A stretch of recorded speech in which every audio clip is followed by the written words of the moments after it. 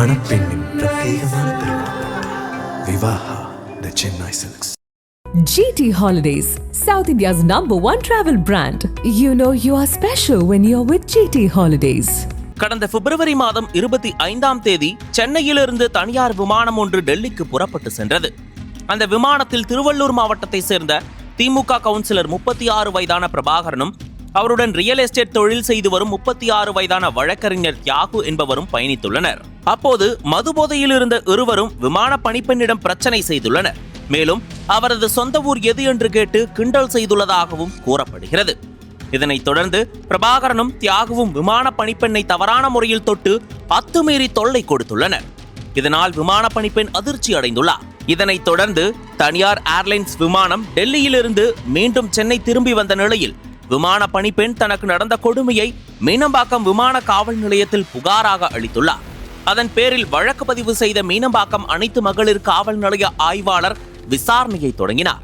மேலும் குற்றம் சாட்டப்பட்ட கவுன்சிலரும் வழக்கறிஞர் தியாகுவும் விசாரணைக்கு ஆஜராகும்படி சம்மன் அனுப்பப்பட்டது. ஆனால் இருவரும் விசாரணைக்கு ஆஜராகவில்லை. இந்த நிலையில்தான் மார்ச் 2ஆம் தேதி டெல்லியிலிருந்து சென்னை வந்த தனியார் ஏர்லைன்ஸ் பயணிகள் விமானத்தில் திமுக கவுன்சிலர் பிரபாகரன், வழக்கறிஞர் தியாகு ஆகியோர் வந்து இறங்கினர். இதனிடையே இவர்களது வருகை தெரிந்து முன்கூட்டியே காவல்துறையினர் விமான நிலையத்திற்கு வந்தனர். பின்னர் விமான நிலையத்தில் வைத்து இருவரையும் கைது செய்து மீனம்பாக்கம் அனைத்து மகளிர் காவல் நிலையத்திற்கு அழைத்து சென்றனர். பின்னர் இருவரையும் நீதிமன்றத்தில் ஆஜர்படுத்தி கவுன்சிலர் பிரபாகரன் மற்றும் வழக்கறிஞர் தியாகு இருவரையும் சிறையில் அடைத்தனர். மேலும் தேவைப்படும் பட்சத்தில் இருவரையும் கஸ்டடியில் எடுத்து விசாரிக்கவும் போலீஸ் ஆயத்தமாகி வருகிறது. விமானத்தில் பணிப்பெண்ணிடம் கவுன்சிலரும் வழக்கறிஞரும் சேர்ந்து அத்துமீறி அநாகரிகமாக நடந்து கொண்ட சம்பவம் பலரையும் அதிர்ச்சியில் ஆழ்த்தியிருக்கிறது.